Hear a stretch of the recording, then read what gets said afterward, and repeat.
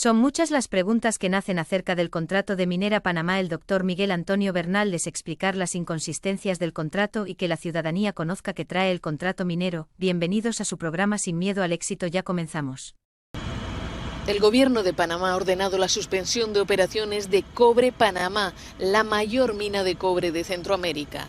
En un mensaje televisado, el presidente Laurentino Cortizo explicó que la medida ha sido tomada porque la empresa explotadora, filial de la canadiense First Quantum Minerals, no ha firmado el nuevo contrato de concesión que multiplica por 10 los cánones que debe pagar el Estado panameño.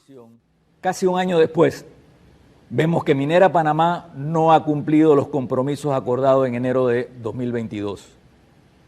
Eso no es aceptable para mí como presidente, tampoco para el gobierno ni para el pueblo panameño. Dicho acuerdo incluía el pago a nuestro país de un mínimo de 375 millones de dólares al año, así como mejores condiciones laborales para nuestros trabajadores, mayores medidas de protección ambiental y la garantía de programas efectivos de bienestar social para las comunidades cercanas a las áreas de impacto de la mina.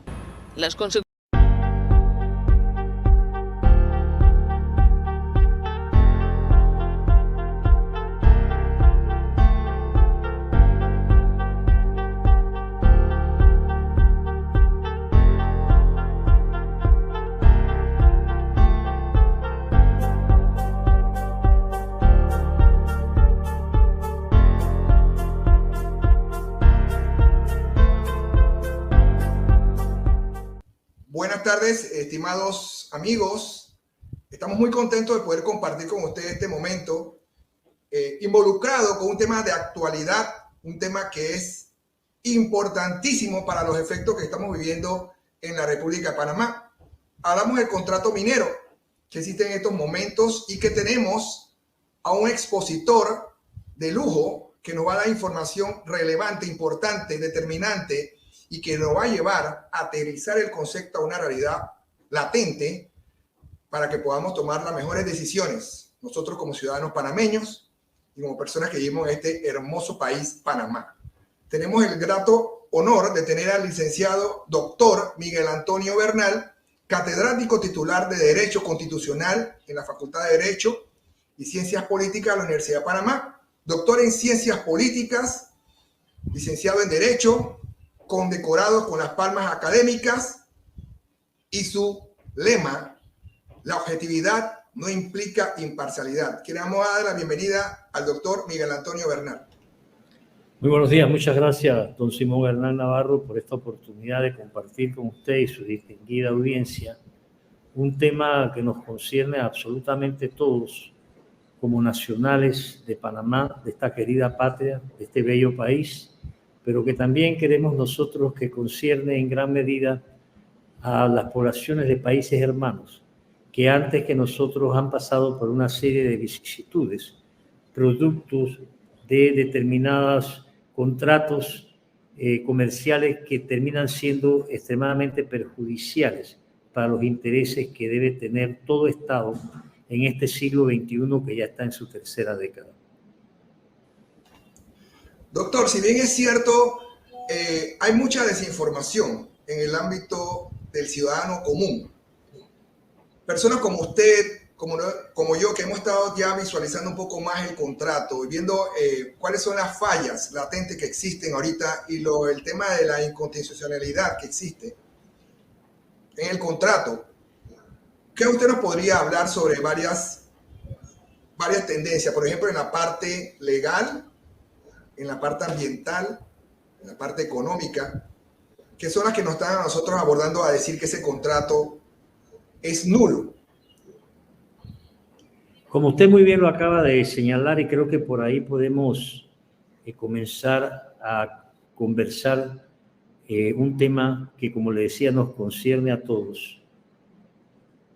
El ocultismo, el secretismo, la desinformación con lo que se ha manejado el asunto desde hace ya mucho tiempo en nuestro país ha traído consecuencias muy perjudiciales, puesto que los principales interesados, es decir, los habitantes del territorio, no tienen el mínimo de información y mucho menos la preparación necesaria para abordar un tema tan delicado, y hemos sido llevados a un bombardeo de propaganda o publicidad sobre la, entre comillas, ventajas de la minería, que no necesariamente responden a los criterios constitucionales, económicos, sociales y hasta geológicos que versan sobre el tema. Creo que es importante recordar algunos antecedentes. La Corte Suprema de Justicia de Panamá demoró desde el 2009 hasta el 2017 para fallar un recurso de inconstitucionalidad que se había interpuesto contra la concesión minera que se hizo originalmente a Petaquilla y que luego pasó a manos de otras instituciones comerciales. Cuando, o sea, en este caso pasó a manos de Minera Panamá, que dicho sea de paso, desde un punto de vista estrictamente jurídico, compró una situación jurídica anómala, es decir, que compró una propiedad a sabiendas de que estaba en aprietos con las disposiciones normativas de las leyes panameñas, para no hablar de leyes internacionales en la materia. En segundo lugar, cuando Minera Panamá, que es subsidiaria de la compañía First Quantum, compró la minera de Petaquilla en el 2014 por un monto de 60 millones, ya el recurso de inconstitucionalidad interpuesto ante la Corte Suprema de Justicia por la compatriota Susana Serracín se encontraba desde hacía 5 años en los despachos de los magistrados de la Corte Suprema. Pero ¿qué sucede? Que en el 2016, mediante una resolución que se emite en una fecha bastante curiosa, 30 de diciembre del 2016, el ministro de Comercio de entonces, bajo el gobierno del presidente Juan Carlos Varela, emite una resolución que prorroga la concesión a Minera Panamá exactamente en los mismos términos y condiciones que la concesión original de 1997. Eso no puede menos que ser calificado de un desliz, para no decir de un delito, pero se llevó a cabo, repito, don Simón, mediante una resolución que no tiene el peso y el valor normativo que requieren este tipo de diligencias, porque no puede un contrato ser reemplazado o extendido, prorrogado a través de una resolución, porque usted está violando un principio procedimental básico. Luego, en el 2017, cuando finalmente sale el fallo, el cual curiosamente se produce después de prorrogada de la concesión en el 2016, la Corte Suprema de Justicia se toma 3 años y medio para resolver los recursos de aclaración que solicitó Minera de Panamá a través de sus abogados, la firma Morgan & Morgan. Eso también nos coloca en lo que podíamos nosotros Esto es lo que encontré. Como un estado de indecisión, o sea, de indefensión, por un lado. Indefensión para la población, porque de acuerdo con la Constitución, todos los bienes que están en el subsuelo pertenecen al Estado. Bien, en otra parte, después de esos 3 años y medio, después que se resuelven unos recursos que no tenían otro papel que el de dilatar la aplicación del fallo de la Corte, mientras tanto, las operaciones de la minera estaban dándose a tambor batiente. Construcciones, exportaciones, modificaciones del territorio, en fin, todo sin contrato. colgando de una decisión que ya conocían de parte de la Corte Suprema. Entonces, 2 años más hubo que esperar, y 2 durante el gobierno de Varela, y 2 años más durante el actual gobierno de Laurentino Cortizo Cohen, para que finalmente en el 2021 la Corte resuelva todos estos recursos dilatorios que no ha debido ni siquiera admitir, y sumado a todo lo anterior, don Simón, el Ministerio de la Presidencia, bajo la dirección de José Gabriel Carrizo, se toma 6 meses más en publicar en la Gaceta Oficial el fallo de la Corte Suprema. O sea que si usted va sumando 2 más 2 son 4, más 6 son 10, más 2 son 12, más 6 meses, sin olvidar que el ministro de la Presidencia, que demora 6 meses en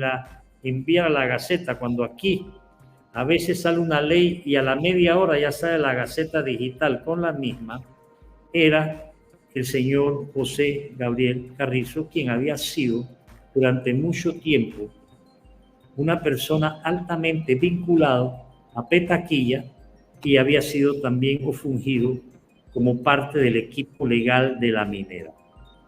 Entonces, para resumirle este espacio, don Simón y respetada audiencia, un recurso de inconstitucionalidad del 2009 concedió en el 2014, a sabiendas de que existía una demanda ya fallada, pero no promulgada, pero que estaba ahí ya, le da una prórroga hasta el 2037. O sea, la resolución que firmó Arosemena en el gobierno de Varela extendía por un periodo de 20 años más mediante una resolución, y recalco, mediante una resolución, porque como vamos a ver ahora, y me adelanto con un pequeño paréntesis, lo que ahora se ha presentado a la Asamblea es un contrato ley, porque hubieran podido hacer otra resolución, pero ya sabían perfectamente que estaban en el mar de la ilegalidad, por no decir de la arbitrariedad. 8 años dilatado un fallo, recursos de dilación que demoraron 42 meses y se podían fallar prontamente. Entonces, a partir de esa fecha, se han venido dando toda una serie de situaciones que de una forma u otra alteran, amputan, mutilan, ¿verdad? Toda una serie de normas que definitivamente nosotros no podemos, como ciudadanos de este país y conocedores de nuestros derechos, aceptar, pero no tenemos los instrumentos para actuar. Entonces, como es de su conocimiento, ahora se ha enviado a la Asamblea por parte del órgano ejecutivo un proyecto de ley, de contrato ley. Pero si usted abre la Constitución política vigente en nuestro país desde 1972, próxima a cumplir 51 años, que para los efectos estrictamente objetivos no es Constitución, porque fue impuesta, y de nuestra época usted no puede imponer constituciones como si estuviese en el siglo XVIII, XIX.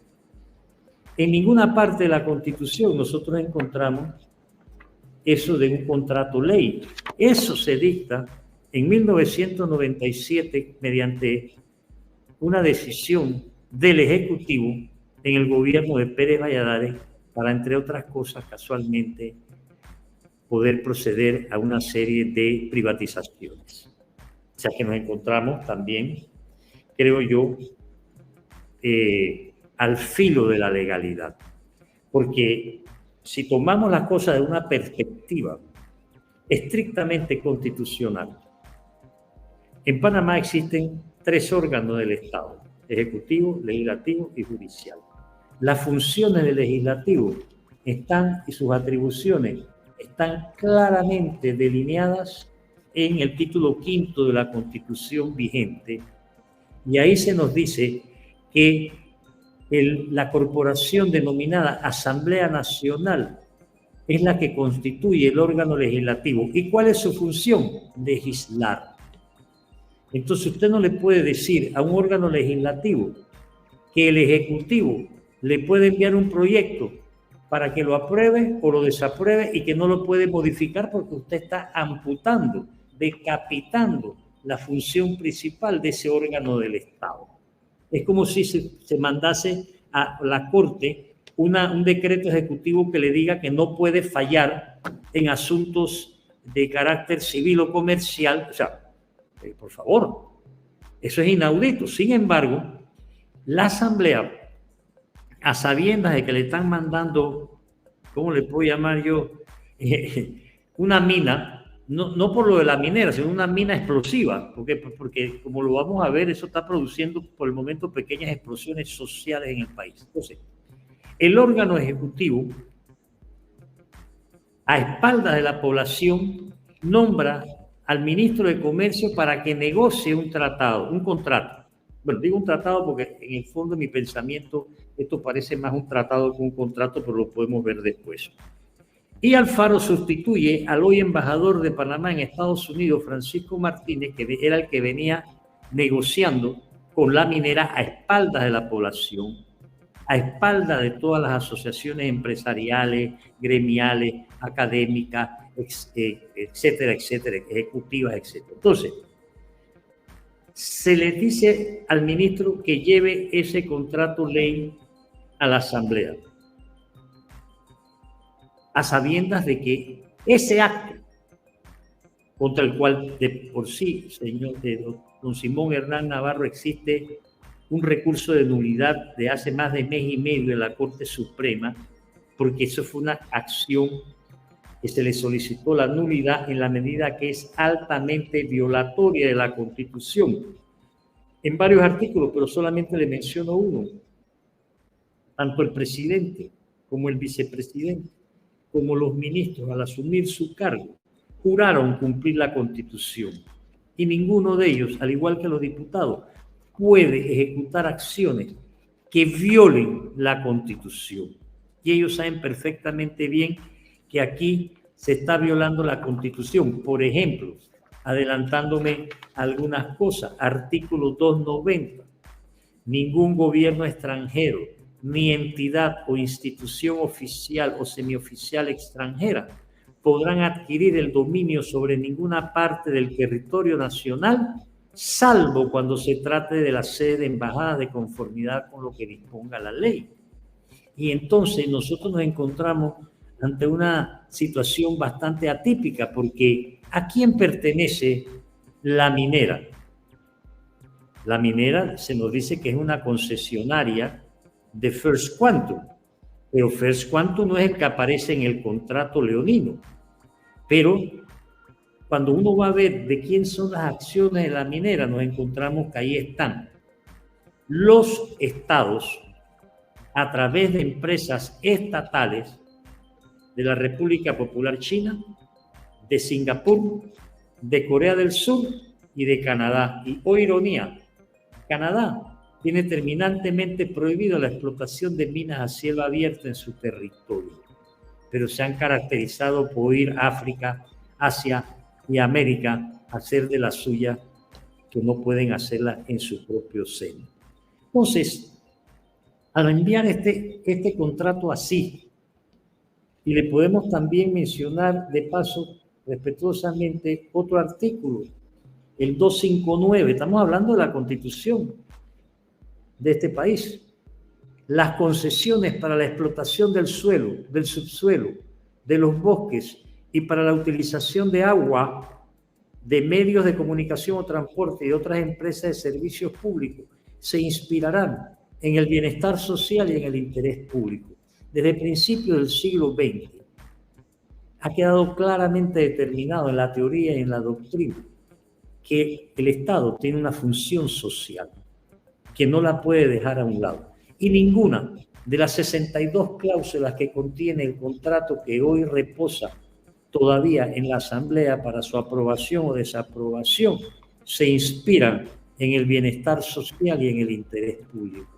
Muy por el contrario, cualquiera de las cláusulas que si usted tiene a bien abrir el contrato y leerla, ¿verdad?, tiene nada que beneficie a Panamá, salvo, si le podemos llamar a esos beneficios, los cacareados 375 millones de dólares que dicen que nos van a dar anualmente si el precio del cobre no varía, si no llueve o si escampa. O sea, por favor.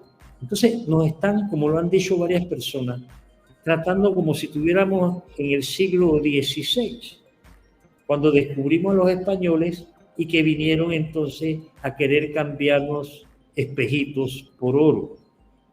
El hecho de que el contrato se haya mantenido en desconocimiento de la opinión pública todavía hoy, porque no se ha publicado y repartido y distribuido, y los medios de comunicación que están hartos de propaganda de la minera, sean estos escritos, hablados o televisados, ninguno se ha tomado la tarea de divulgar el contrato, y desgraciada y tristemente mucho menos las instituciones académicas de este país, que deberían haber sido las primeras por su función constitucional de educar, de instruir a la población, ha hecho lo mismo. La Universidad de Panamá guarda un silencio sepulcral y con ella todas las instituciones, ya sean de carácter oficial o particular. O sea, la población está huérfana de una información básica que hubiese contribuido enormemente que la población conociese el contenido,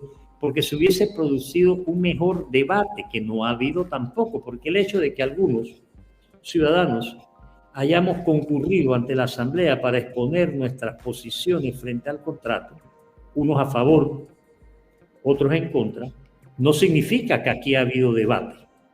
Debate es una cosa muy distinta. Debate es cuando toda la población, sin distingo alguno, se ve involucrado previo conocimiento en la discusión, diálogo, conversación de un tema, en la cual usted se puede ir perfectamente a favor o puede haber personas que se van en contra, y el choque, por llamarlo así, de esas posiciones es la que nos va a producir los mejores resultados como población, porque vamos nosotros a saber exactamente el por qué sí y el por qué no a un contenido de esta naturaleza. Dicho lo anterior, entonces, estamos un poquito ya mejor situados, creo yo, para ver, si usted lo tiene bien a través de preguntas, algunos aspectos que son extremadamente inquietantes, porque si nosotros nos vamos al terreno histórico, don Simón Hernán Navarro, nosotros no somos un país minero. Que por allá por el año 1580 se descubrieron unas minas aquí y allá.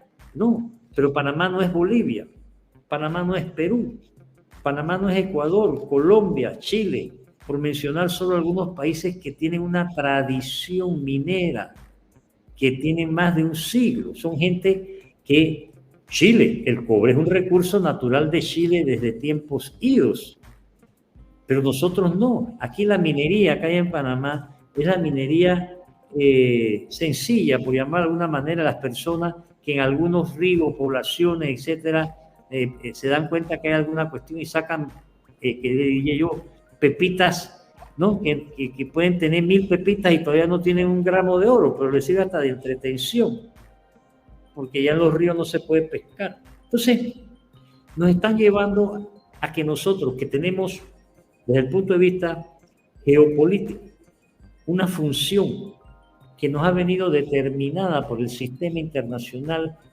que a lo largo de los últimos siglos ha prevalecido, y nuestra función es transitista, es decir, nosotros somos una vía de tránsito. Ahí está el canal de Panamá. Entonces, no puede ser que después de más de un siglo de estar clamando, reclamando, abogando, luchando, pregonando, solicitando que nos devolviesen el territorio y con él el canal, y que tenemos escasos todavía no cumplimos 23 años de haberlo recuperado, nosotros estemos entregando una extensión que amputa nuevamente la integridad territorial de este país nuestro, con unas concesiones, si se puede llamar así, que son verdaderamente escandalosas y que sobrepasan de lejos lo que tenía el tratado Eimundo-Varila para la denominada zona del canal. O sea que hay una regresión. ¿Pero qué pasa? Que nosotros estamos frente a una población donde lamentablemente hay muchas personas que tampoco saben qué decía el Eimundo-Varila. Entonces, si no saben qué decía el Eimundo-Varila, no saben lo que dice el contrato con la minera, entonces el gobierno, que sí tiene intereses creados, como lo confesó un alcalde de allá, no de Donoso, pero de uno de los pueblos que visitaron recientemente los diputados, cuando dijo que varios de los actuales ministros habían adquirido tierras en las cercanías de la concesión minera. Entonces, dígame usted, ¿a dónde vamos? Aprovecho la oportunidad, doctor, para hacer algunas consultas que me llegan a la mente mientras que usted estaba hablando sobre el tema de no solamente la concesión de cobre y otros minerales preciosos, sino que también en el contrato se puede visualizar una especie de enclave, sí, dentro del territorio donde ellos van a poder hacer un poco de cosas. ¿Podría comunicarnos qué ellos están haciendo, qué tiene ese contrato, qué les da libertad a ellos? Total. Es que, mire, la cláusula primera habla de explorar, explotar, comercializar, negociar, todo. Por eso que yo le decía hace un momento atrás que yo creo que más que ante un contrato estamos frente a un tratado, porque a la minera, que la llaman en el contrato concesionaria, se le da un tratamiento de Estado. Panamá cede todo, hasta el derecho aéreo. Es decir, ahí hay una cláusula que dice que la minera podrá solicitar que parcial o permanentemente no se pueda sobrevolar el territorio que ella ocupa. Otra parte dice que la minera podrá solicitar más tierras y que las mismas se le podrán concesionar a través de resolución ministeriales. El contrato dice que tiene una duración de 20 años prorrogables a 40, pero que se puede pedir una extensión adicional mediante resolución de 20 más.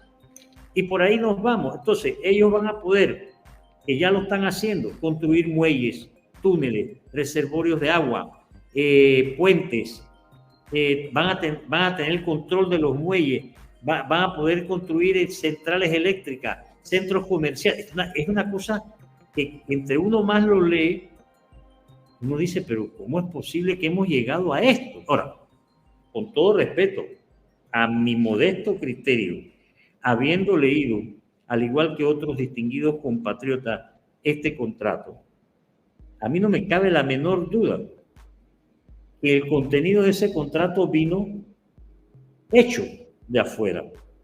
Lo tradujeron y se lo pusieron por delante a nuestro gobierno y nuestro gobierno lo ha avalado sin asumir las atribuciones y funciones que por constitución le corresponden. No quiero decir que esto es una vulgar traducción, porque debo confesar que está hecha en un español que tiene sus defectos gramaticales el contenido, pero definitivamente y le voy a decir por qué. Porque Panamá no tiene una tradición minera para decir que aquí el señor Martínez, que era ministro, o el señor Alfaro, que es el actual ministro, fueron los que redactaron este contrato. Este contrato, a todas luces, viene hecho por funcionarios de otros países con experiencia. Por ejemplo, unos de los que están asesorando a la minera y al gobierno panameño, como lo confesó el profesor Marcel Salamín, son unos chilenos que tienen experiencia en estos menesteres, pero que trabajan para Río Indio, que trabajan para First Quantum, que trabajan para la minera. Por ahí puede que venga la cosa, porque no creo que la gente de Corea o Singapur o de China sean los que se hayan sentado a hacer este contrato. Estos son los asesores foráneos que espantaron a tal punto a Salamín que después de la primera reunión, como él lo ha confesado públicamente, que asistió cuando le pidieron para que asesorara, lo llevó a salir huyendo porque se dio cuenta que ya todo venía cocinado, ¿no?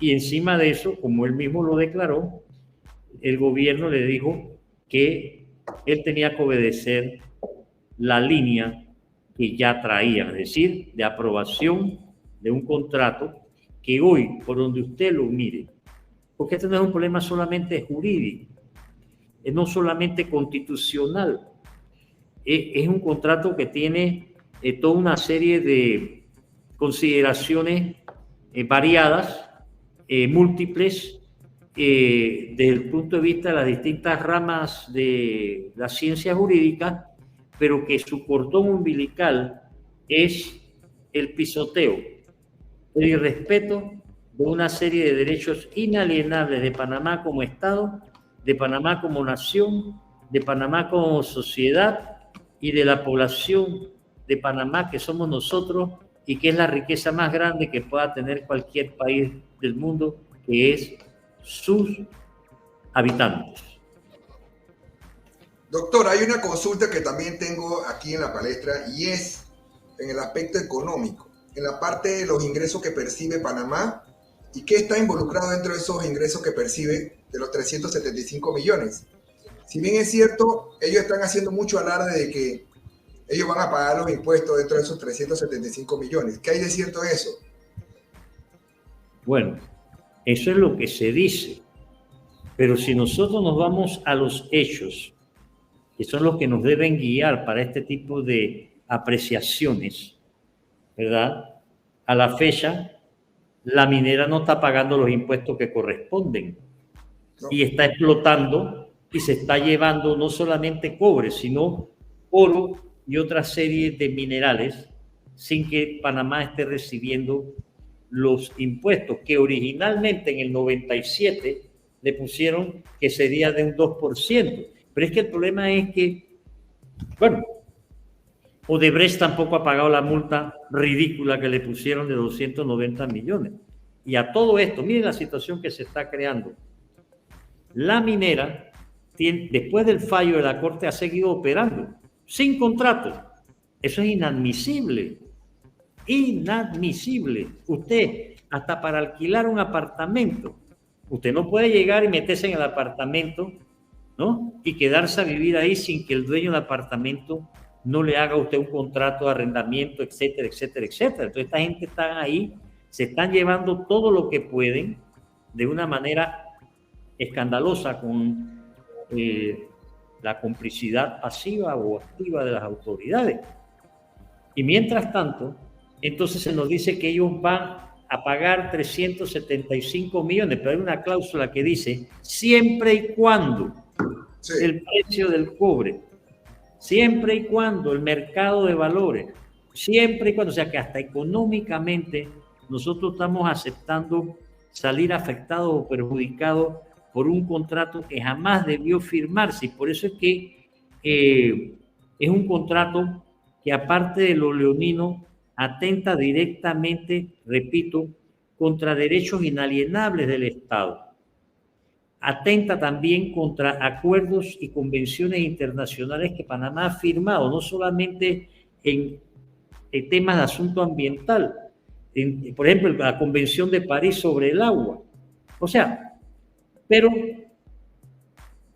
el otro día yo veía que la First Quantum declaró en Canadá que había obtenido ganancias por más de 2.000 millones.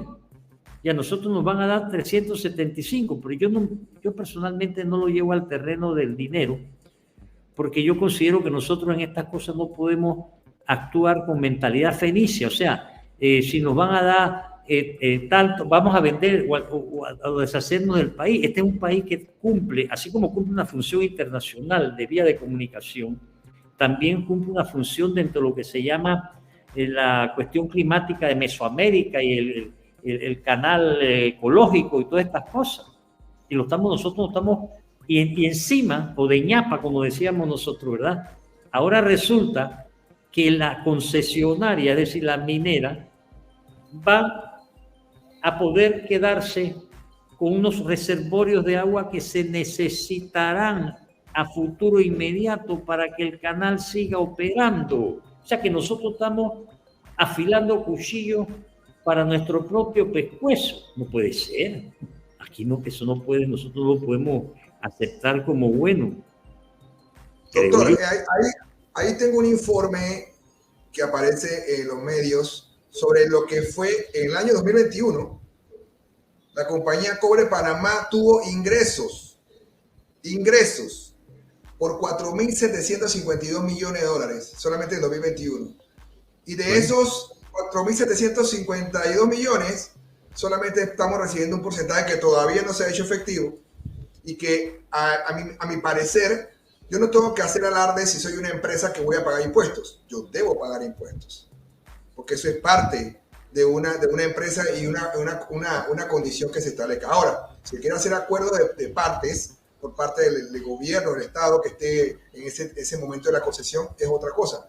Pero que se haga alarde de que se está pagando impuestos y el impacto ambiental. Estaba pensando mientras que usted estaba diciendo eso, sobre que Panamá tiene que tener mucho cuidado con este tema del ambiente y el tema de los ríos y de los cauces.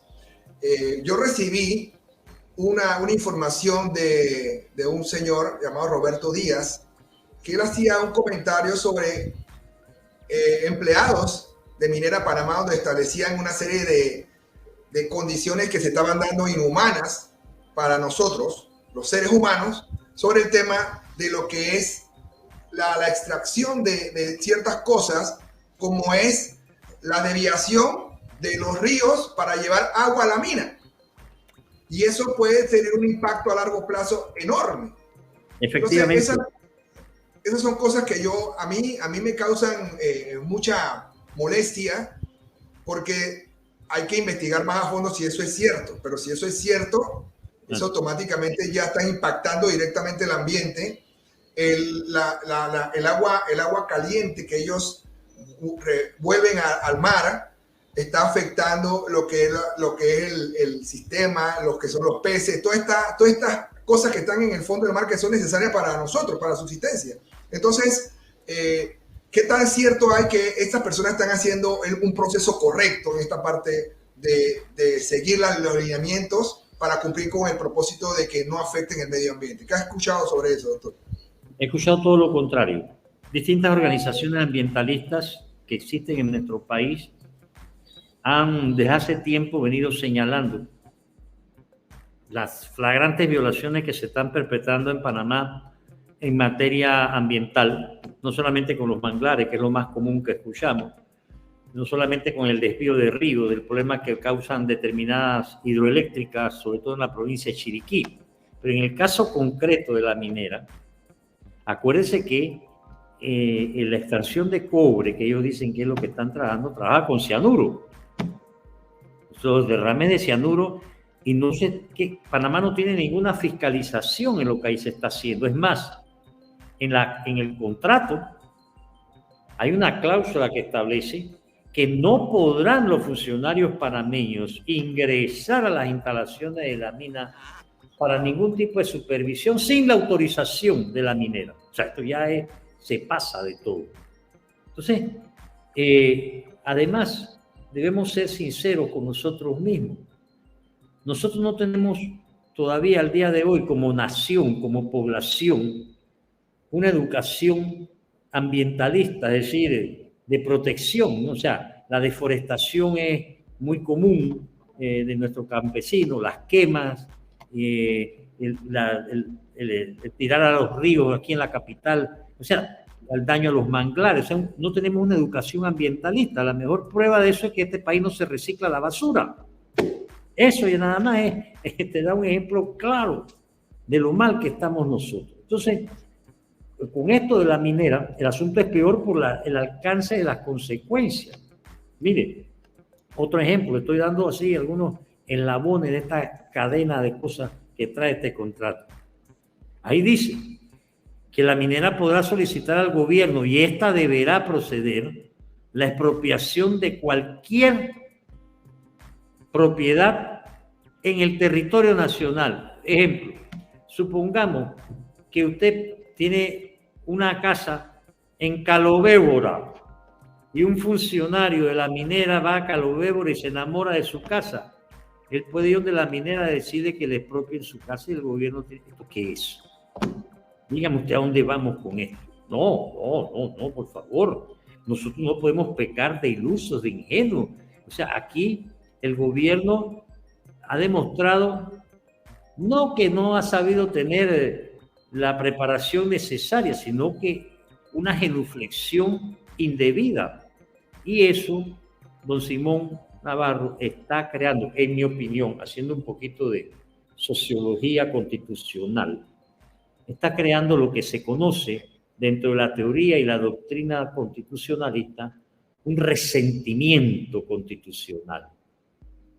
Que si lo salimos de ahí sería un desasosiego, una crispación.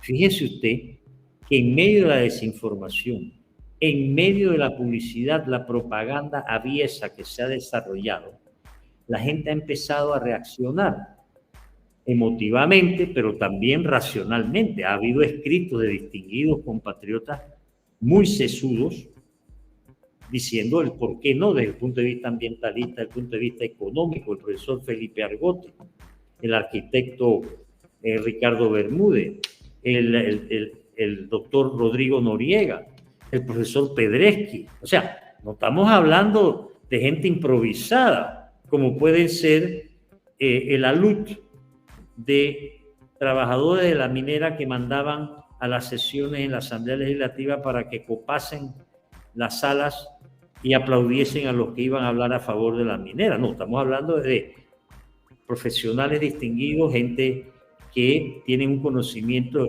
El mismo Roberto Ruiz Díaz, que usted acaba de mencionar, ha sido extremadamente diligente, en mi opinión. Él puso ese recurso de nulidad, ha interpuesto otras acciones, pero no le prestan la menor atención. En mi opinión, si la Corte Suprema, según el mandato constitucional, en su artículo 206, dice taxativamente que la Corte Suprema de Justicia tendrá entre sus atribuciones constitucionales y legales la guarda de la integridad de la Constitución. ¿Por qué no están cumpliendo con su mandato si ellos fueron los que dictaron un fallo que se está violando? Ahí hay desacato, como se dice en la jerga jurídica, y el desacato es un delito. Pero si nadie aplica las normativas existentes, pues entonces viene una impunidad malsana como la que está practicando la mina. Entonces ahora interviene un elemento bastante particular, porque se dice que el gobierno va a retirar el proyecto de contrato ley.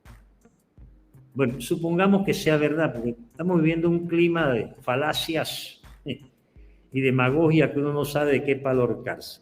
Supongamos que retiran el proyecto. ¿Qué pasa? La minera va a seguir trabajando, actuando, haciendo, volviendo sin contrato y sin una supervisión gubernamental que es la que corresponde de protección. Entonces, yo me pregunto, ¿vamos a ir de Guatemala a Guatepeor? Porque si a mí me dicen, vamos a retirar el contrato, pero obligatoriamente la minera tendrá que, y vamos fijando las cosas, pero no. Parece ser que han llegado a un acuerdo con la minera de que, miren, señores, el clima no está ahora mismo para que este contrato de ley pase, lo vamos a retirar, le vamos a cambiar un par de cositas. Mientras tanto, ustedes pueden seguir operando y después, cuando baje el diapasón en la población, volvemos a la carga, como acaban de hacer con la ley de extinción de dominio, que la trataron de imponer a pesar de que era ultraviolatoria de una serie de garantías constitucionales, judiciales, etcétera, pero ahora han vuelto con el proyecto a la Asamblea. Así que están jugando un poco con la distracción que puedan lograr inducir en la población para hacerle creer, bueno, vamos a retirar el contrato ley y después veremos. No, pero es que el después veremos no puede darse sin que se diga la mina va a tener que hacer esto y esto, porque se trata de nuestros recursos, que no lo podemos dejar que lo sigan explotando, o para las actividades. Es como los inmigrantes, pero no quiero pasar de una cosa a otra. Usted me dirá qué tiene que ver los inmigrantes con la mina. Pues déjeme decirle que si se hiciera un censo de la nacionalidad de los trabajadores de la mina, que dicen que son 7.000 y no son 7.000, la mayoría son extranjeros. Son traídos de Malasia, Filipinas. Y ahora, por los 5.000 inmigrantes cotidianos que están entrando por Darién, muchos de ellos se van a quedar en Panamá, un 20-30%.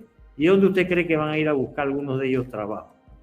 En aquellos lugares donde no los detecten y donde puedan, ¿verdad?, ser solicitados por una compañía que no le importa destruir la ecología ni el medio ambiente, y mucho menos le va a importar asumir la responsabilidad de que toda empresa que quiera actuar dentro del territorio nacional tiene por ley que asumir. Pero fíjese usted, don Simón Navarro, hablamos hace un momento los países que están involucrados en esta compañía, la concesionaria, como dice el contrato, ¿no? Decíamos que está la República Popular China, Singapur, está también Corea del Sur, que recientemente estuvieron por aquí unos coreanos del sur, está Canadá. Una de las compañías que tiene el 18.30% es la compañía Jiangxi Cooper Company. La Jiangxi Cooper Company es una empresa estatal de la República Popular China. Aunque el nombre que aparece allí de que representante legal, presidente, ¿no?, es Liu Chuangchi, pero bueno, los dueños es el gobierno chino. Y si uno ve lo que ha hecho China en Mozambique y en otros países, entonces deberíamos nosotros prestar atención. El 16.35% lo tiene Capital Research and Management, que también tiene otro 12.75%. Fidelity Management tiene el 5.361%. Capital International Limited 2.9%. The Vanguard Group 2.6%. BlackRock Investment 1.9%. RBC Global Asset Management 1.2%. Phil Investment Advisors 1.1%.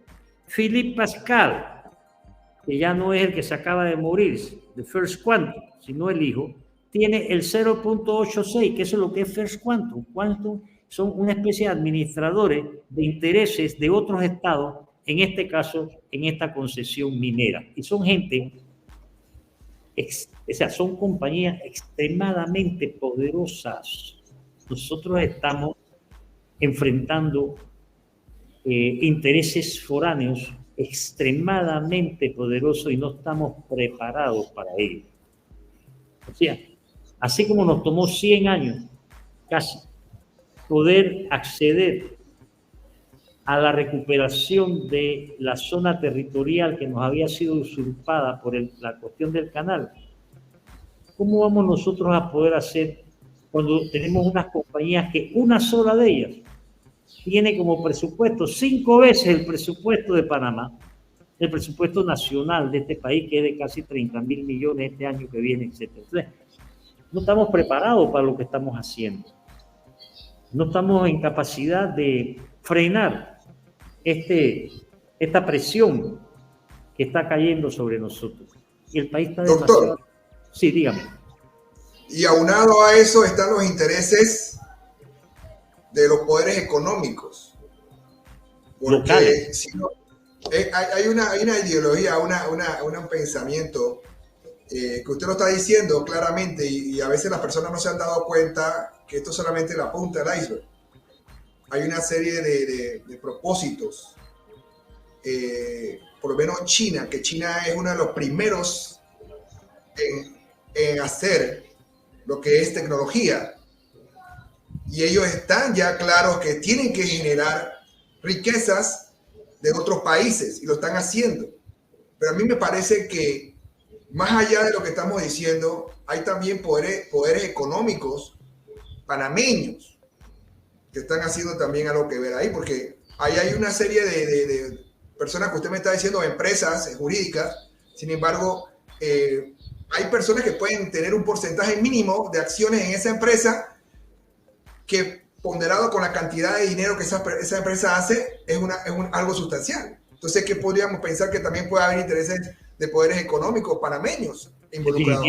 Definitivamente que los hay, pero casualmente el problema que nosotros tenemos es que ese secretismo, o sea, aquí hay una máxima que dice que lo público tiene que ser público, pero aquí nos tienen todo ocultado. Usted no puede pedir la copia del acta del Consejo de Gabinete que se celebró hace 2 semanas o 3 semanas o 4 semanas porque dice que tiene que esperar 10 años. Usted no puede pedir que le den el audito realizado sobre dinero público porque la Contraloría dice que eso es reservado. Entonces, cuando nosotros, como usted pregunta atinadamente, bueno, ¿y cuáles son los intereses económicos panameños que están en esa mina? ¿Por qué no nos dicen? Uno tiene que, ese es uno de los problemas en este país, uno tiene que entrar a especular, porque si usted quiere investigar, todo está sellado, todo está tapado, todo está oculto, entonces uno empieza a especular. Bueno, si la firma de abogados Morgan y Morgan son los abogados de la minera, la firma Morgan y Morgan es una de las firmas, si no la más poderosa, una de las más poderosas que tiene Panamá, lo más seguro es que sus socios y asociados tienen intereses en la mina. Y por ahí nos podemos ir. Claro que hay intereses económicos panameños. Y no solamente de firmas de abogados, sino también, creo yo, y tengo derecho a pensar así, que los mismos ministros que firmaron la resolución del Consejo de Gabinete para aprobar la firma de este contrato tienen que tener intereses, pero claro, ocultos. Acuérdense que uno de los principales delitos económicos que se viven en Panamá es el enriquecimiento ilícito. Y nosotros, la Contraloría no va a ir a investigar, el Ministerio Público tampoco. Los medios de comunicación, lamentablemente en su gran mayoría, han preferido hacerle publicidad a la minera en lugar de proteger nuestra riqueza nacional. Entonces, por eso le decía, y creo que tenemos que resaltarlo, nosotros estamos en una situación de indefensión. Felizmente, por lo menos desde mi punto de vista, existen ciudadanos como usted y otros que se preocupan y por lo menos abordan el tema, buscan ilustrarse sobre el mismo, ponen sobre la mesa alguna información que no se conoce, y eso es lo que nos da a quienes venimos expresando nuestra posición, tanto sobre la minera como otras cosas, nos da el alimento a la esperanza necesaria para no claudicar frente a estas situaciones, a pesar de que sabemos que estamos como unos liliputenses enfrentándonos a unos Gulliveres, ¿no?, que no nos van a dar tregua, porque este país pareciera que nosotros somos los herederos de Sísifo. Cada vez que tratamos de escalar la montaña para poder decir somos panameños, nos tiran todo lo que puedan y vuelve usted a caer allá abajo y vuelve y empieza a subir. O sea, cuando creíamos, después de 23 años, de por primera vez haber alcanzado la integridad territorial, ahora resulta que nos quieren mochar parte del territorio. Y ahí ya empieza entonces el descuadernamiento, no solo territorial, sino espiritual, sino también de la panameñidad, que no la podemos pasar por alto. Porque si hay algo que nos enseñó justo Arosemena, por allá por 1862, fue cuando él dijo, hay que ser ante todo panameños. ¿Y qué significa ser ante todo panameños hoy en día? Hombre, cuidar nuestras riquezas naturales, cuidar nuestra convivencia pacífica, cuidar los pocos valores que todavía están en el ambiente, cuidar la vida, honra y bienes de todos y cada uno de nosotros.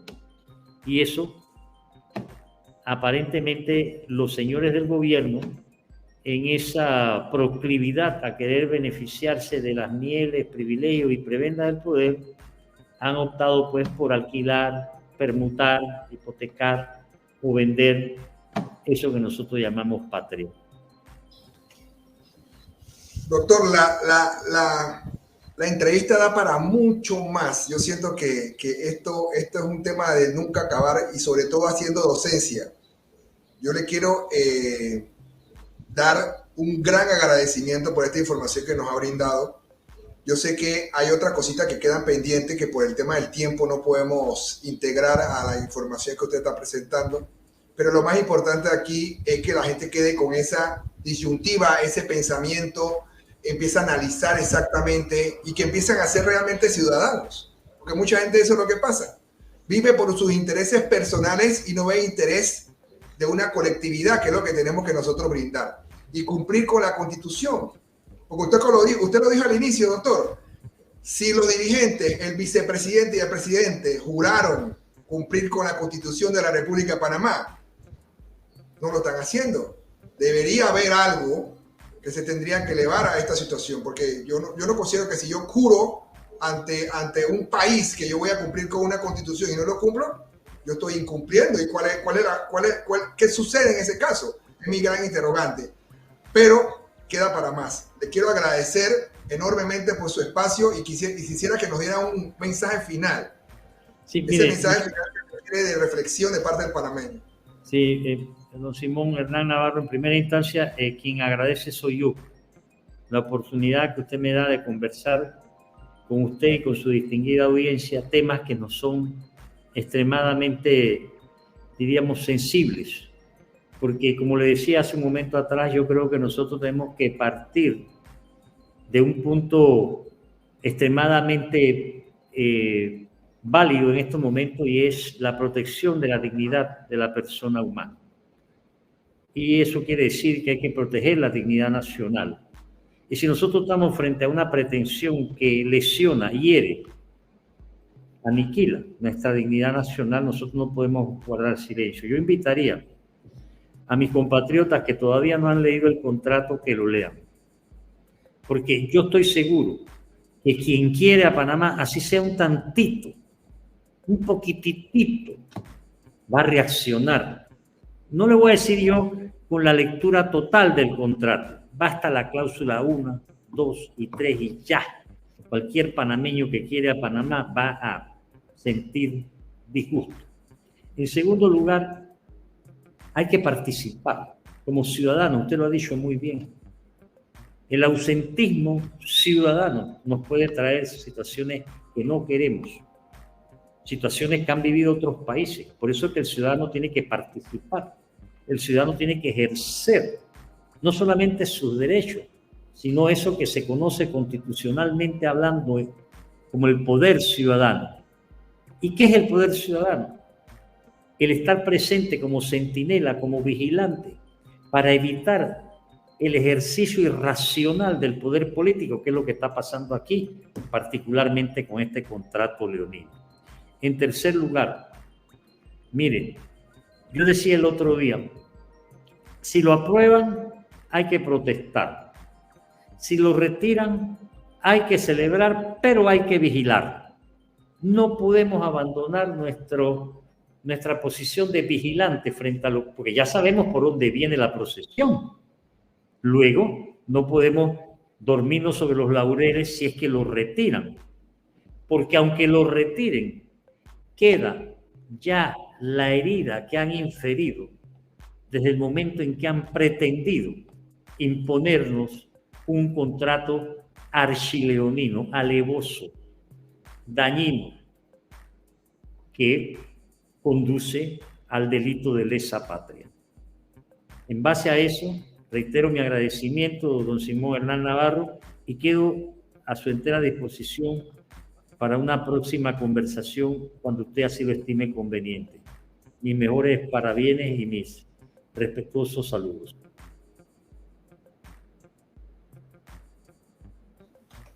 Muchísimas gracias, doctor. Estaremos atentos a todo lo que va a pasar con el tema del contrato. Ojalá, como dice usted, ¿no?, estemos como centinela chequeando qué va a pasar. ¿Qué va a pasar después de esto? Me llama poderosamente la atención lo que usted menciona, que si se retira el contrato, queda todavía ese impasse por parte de Cobre Panamá accionando como si nada. Entonces, peor no tener un contrato que tener un contrato que no nos gusta. Yo considero esa parte bien interesante. Así que bueno, le agradezco muchísimo por todo este espacio que me dio. Dígame. Agradecido. Hasta prontito. Hasta pronto. Gracias, doctor. Saludos a todos y bueno, nos vemos en otra ocasión con un importante invitado como en el día de hoy. Buen día.